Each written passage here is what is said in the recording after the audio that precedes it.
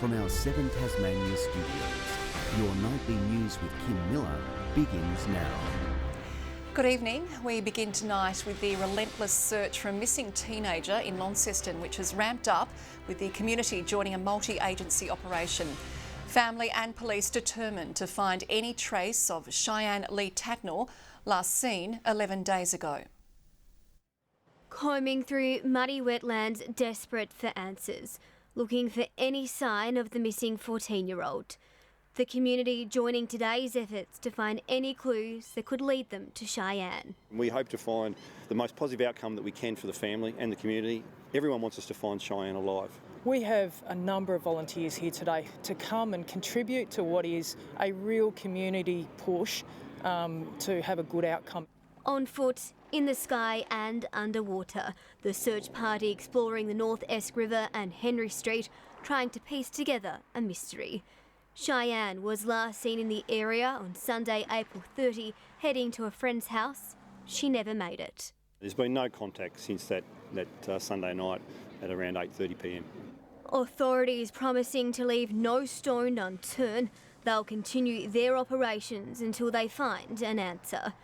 Hope still remains, with every possible avenue and outcome being explored in what police say is one of their largest search operations in recent times. We're not going to leave this site until we're happy we've done all that we can to locate Cheyenne.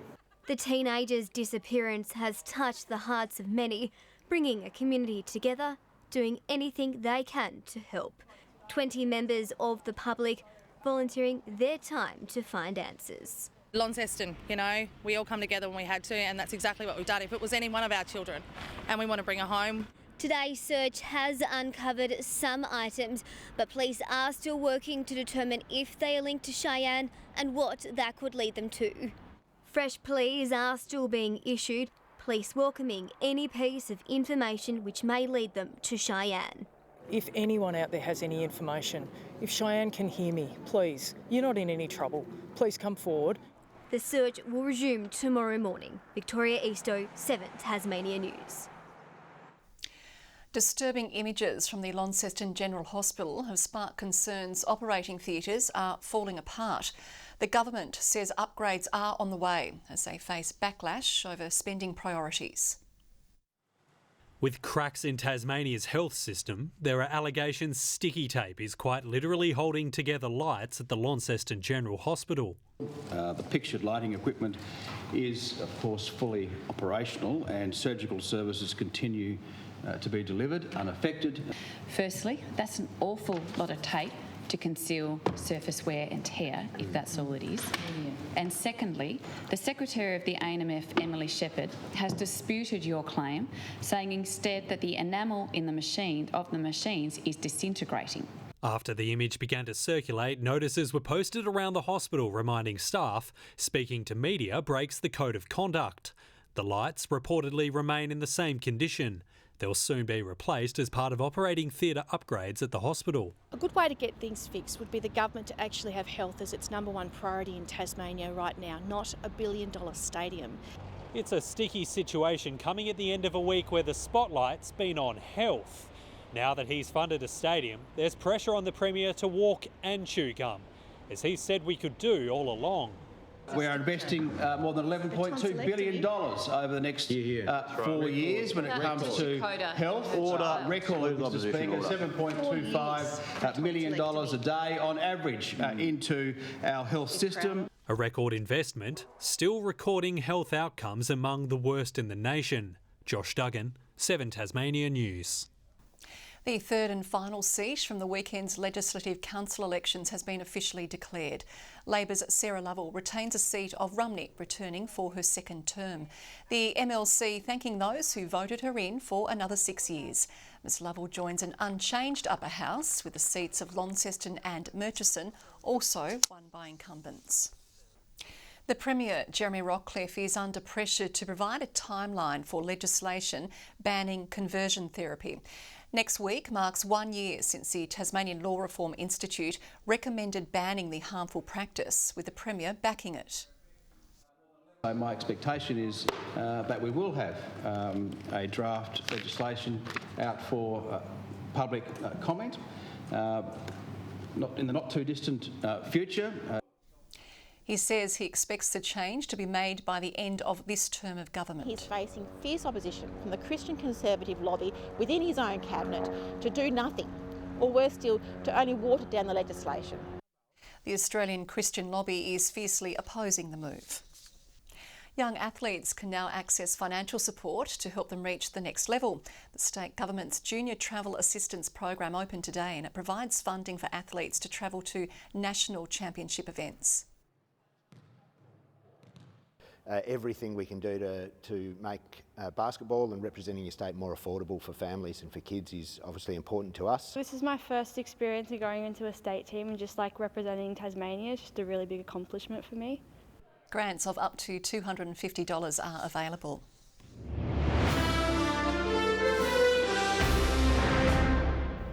The Greens have criticised complaints handling by the Racing Minister and the Office of Racing Integrity over a controversial harness trainer. They've obtained documents showing the sports integrity body received 19 complaints about Ben Yole in the past 7 years. Minister, 15 of the 19 complaints to Ori were received in your time as Minister for Racing. I'm advised that all inspections and audits of the trainer have found the trainer is compliant with the rules of racing. Nationally respected steward Ray Murray has been hired to investigate complaints handling processes at the Office of Racing Integrity, among other issues. Ben Yole denies any wrongdoing. Hobart City Council has rolled out Tasmania's first public e-bike chargers at the city's aquatic centre. The 2 bays are free to use for riders, and it's hoped to encourage more locals to consider the environmentally friendly mode of transport. And for people who are riding long distances or really steep rides, a little bit of a top-up can be really useful. I really like it because it incentivizes people to do long journeys on e-bikes, which is very common in Tasmania, especially in Hobart.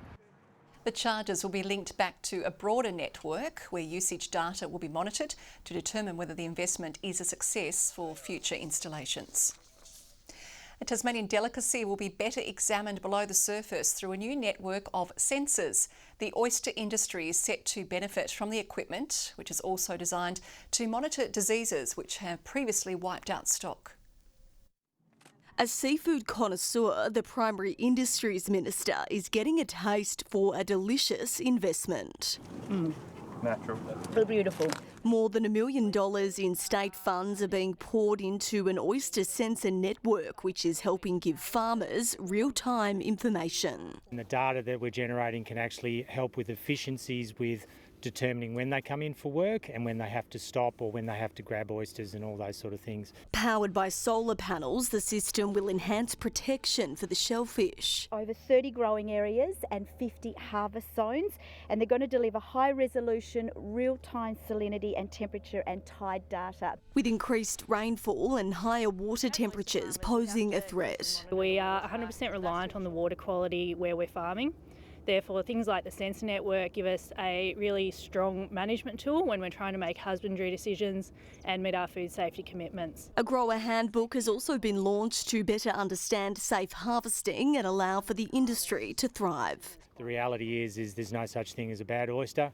Everybody has great oysters. Oysters are entirely fed by the ocean water they live in, so a clean environment is key to ensuring long-term sustainability and taste. They might be reasonably close in area, but there are a lot of nuances in the influences into the water. The sensors are already up and running across a number of areas. Grace Evans, 7 Tasmania News. When TSL and SFL clubs take to the field this weekend, they'll be playing for more than the 4 points. The 2 competitions joining forces to help Cygnet's Ryan Wiggins raise money for paralysis research.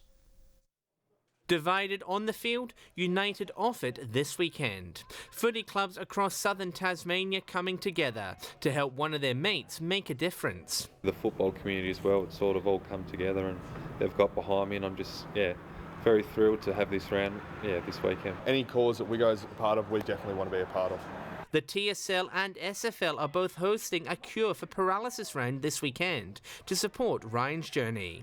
An accident back in 2021 saw the Cygnet and Lauderdale player become quadriplegic. Since then, he has turned his attention to supporting research into a potential cure. There's been a massive change in the world of paralysis and a cure, and we're getting so much closer to be able to start human trials. Raising funds for the Perry Cross Foundation, donation boxes will be at the game.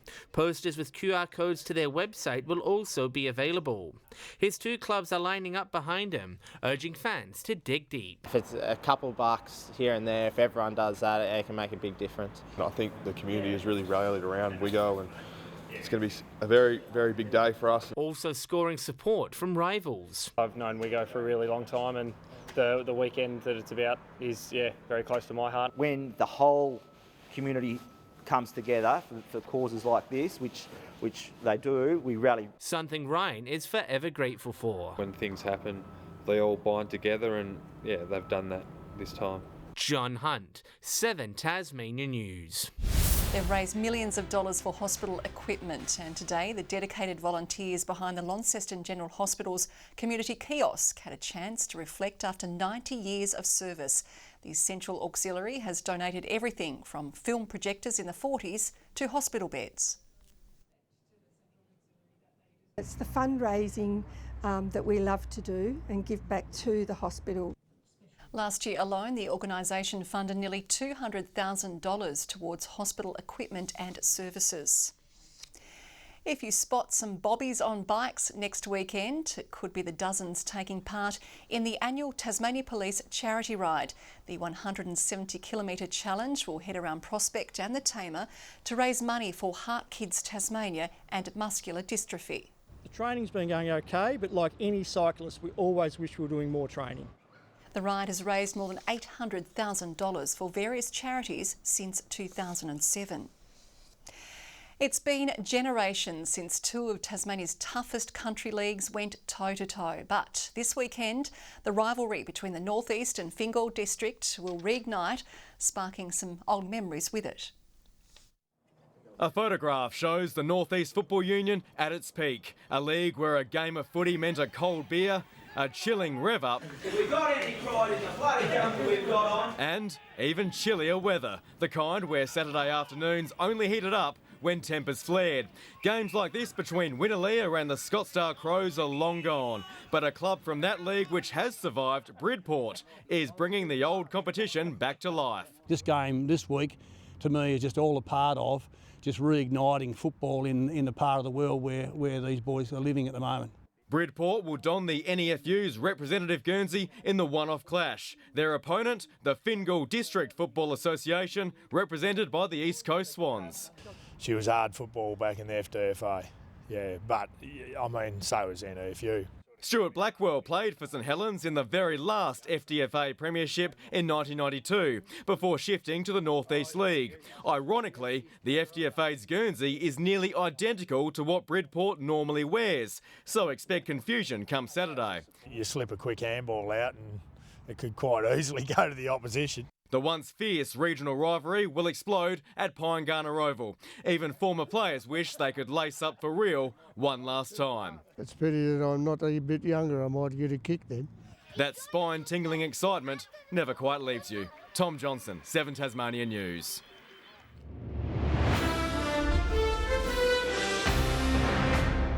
In the TSL, Clarence is looking to inject some speed back into its ball movement this weekend. The Roos host North Hobart in a curtain raiser before the North Melbourne-Port Adelaide AFL clash. The club looking to avoid a repeat of last week's arm wrestle against Glenorchy. They really held us up, but we're looking to get a lot quicker with our ball movement, get deeper entries, and then just get a lot of speed around the footy. Fresh off a bye, the Demons are looking for their 3rd win in a row. Their coach also looking forward to testing themselves against Clarence. A real opportunity for us now to beat another team that's above us on the ladder. No illusion that it's going to be hard. It's going to be tough. Best is also being confirmed as an assistant coach for Tasmania in its upcoming clash against Queensland. Despite the departure of experienced players, Tasmania's cricket coach is backing some of the squad's younger players to make a mark next season. Improvement on the field is a key focus for the team ahead of pre-season commencing later this month. It might be May, but cricket is already on the mind of Jeff Vaughan. Despite promising results last year, the Tigers missed both the Sheffield Shield and Marsh Cup finals. There's areas for improvement across the entirety of our program, in our preparation, across our batting and our bowling and our catching. Big changes have occurred over the break. Hurricanes hero Paddy Dooley and SA veteran Jake Weatherald are in, with Ben McDermott and Pace veterans Peter Siddle and Jackson Bird returning home. The coach backing their bowling depth to fill the gaps. Exciting opportunities for Neil Smith and Carlisle, and we've obviously got Meredith and Ellis and Bell and Rainbird. Also looking to unleash Big Billy Stanlake after a frustrating stint on the sidelines. We're really seeing some good progress, and he's incredibly close to playing at first-class level again. Fresh off a successful Australia A Tour, Tim Ward and Caleb Jewell are being back to deliver at the top of the order. I think they're creating a reputation for themselves across the competition and performed well, and they've deserved every right to face the first ball of the summer. Despite not being offered a contract, Tom Andrews is still a chance to play first-class cricket if he performs at club level. Making big scores and taking wickets a focus for the team when pre-season begins later this month. To win games of cricket, you need to take 20 wickets, so it's certainly an area of focus for us. John Hunt, 7 Tasmania News. UTAS has finished its Uni Basketball League season on a high. Both the men's and women's teams had wins over Melbourne's RMIT. The men by 17 points, the women by 30. It was their first season in the national competition. Good evening. Hobart 17 degrees today, just 14 the high for Launceston, Devonport 16, Burnie 15. Friendly Beaches out top with 18 after a low of -5 at Lyawini. St Helens and Flinders Island 17, Lowhead, Grove and King Island 16, Bushy Park and Strawn 15. Low level cloud today over the north and west with mostly clear skies for the rest of the state. It's all swirling around the coastline. Once again, not a lot of cloud about, some patchy cloud over coastal parts of South Australia and southern WA, a thin band of cloud through Arnhem Land. Tomorrow a decaying front moves over Tasmania, an inland trough over southwest Queensland as the high still fills most of the picture. Northwest to westerly winds at 10 to 20 knots will tend south to southwesterly in the east in the afternoon, 10 to 15 knots over the inland lakes. Strong wind warning has been issued from southeast Cape to Sandy Cape. Hobart, fine, partly cloudy, top of 16. The chance of a shower, 60% chance of a shower for Huonville, 16 as well, 17 the high for Campania. Launceston, 18 degrees and showers, a shower or two for Devonport and Georgetown, also 18 degrees. Burnie showers easing, 16 the maximum, 15 for Strawn. Wynyard, 17 degrees with a shower on the way out. Shower or two for St Helens, 18 the top, 17 for Swansea. Port Arthur, 7 overnight, 16 tomorrow. Saturday, a fine, mostly sunny day, the chance of a light shower over the west. A cold start for most of us. On Sunday, another cool start to a mostly fine day. And on Monday, a possible shower over the west later in the day. Fine for Perth, a possible shower in Adelaide, a cloudy 17 for Melbourne, sunny in Sydney and a shower in Brisbane, 24 degrees. Cloudy and 10 in Hobart. Right now it's 12 in Launceston, 13 in Devonport. I've got to say, Kim, the sunsets lately have been absolutely magnificent. And of course, over the last week, we've had the flower moon, which embodies the essence of fire, passion and rebirth. I'll give you tomorrow night off to look at it. Thank you. I do love your wisdom. Thank you, Murph. That is all your news for now. I'll be back later with news breaks. Keep smiling, everyone. Good night.